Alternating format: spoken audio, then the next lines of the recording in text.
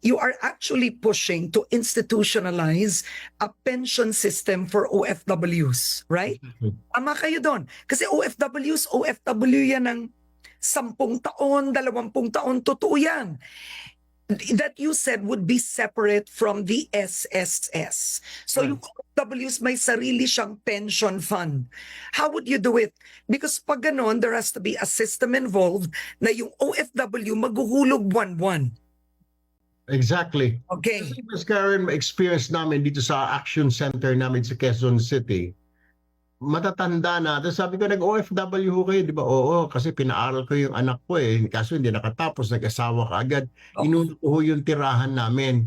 Kaya ngayon, naghihingi ng AX dito sa opisina. Yun, ayuda. Pinapadala namin sa DSWD dahil walang pampagamot. That is the problem. Pero kung aside sa Social Security, meron siya nakukut-kot, meron siya kahit papano na natatanggap na 10,000 o 15,000. Depende sa kanyang contribution. Happy tayo. Maglalagay ang gobyerno, magko-contribute ka rin. Depende sa Ganda yan. din. Yeah, actually, Senator-elect Erwin, that would be a good law. That is like changing. Game changer. Exactly, Ms. Gary. Kasi karamihan, hindi naman lahat ng OFW natin mga engineer. Hindi naman lahat kapitan ng barko. Karamihan sa mga OFW na kahit na seaman, pag sinabing seaman, able-bodied seaman, yung tiga-tik-tik ng kalaman, tiga-pintura, karamihan domestic helper. Walang naiipon yan, Miss Karen, dahil yung kanya, pag okay na siya, pag nakapagpatayo siya ng bahay, pero yung future niya, pag retire niya, hindi na isip. Dahil iniisip ng mga yan, lalo na yung mga maliliit ang sweldo, yung anak ko, mapag-graduate ko, mabilhan ko ng bahay, yung aking pamilya, tapos. But when they retire, they have none.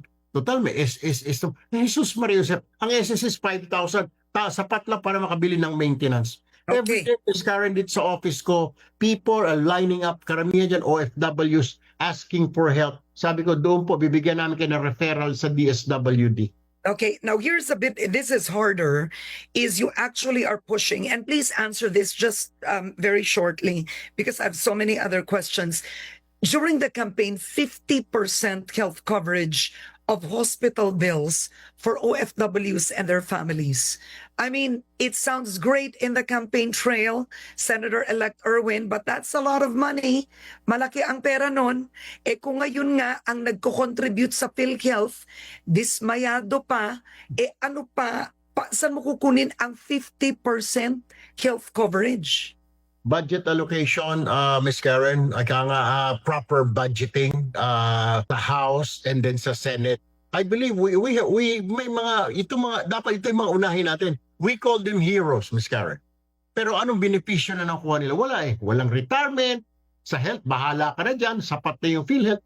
Bigyan naman natin sila na we call them heroes ng konting ibang klaseng benepisyo. They bring in billions of pesos. Institutional. Institutional. Medyo we separate them because sila yung bumubuhay sa atin, di ba? Alagaan naman natin. That's what I'm saying. So doon tayo sa budget allocation. Maano magbawas siguro tayo dito sa mga infra natin. Bawas tayo yung mga flood control. Wala naman tayo nakikita, di ba? Yung iba pang mga projects natin sa mga national irrigation, bawas tayo doon, di ba? Ilagay natin dito. It's just a matter of budgeting, Ms. Karen.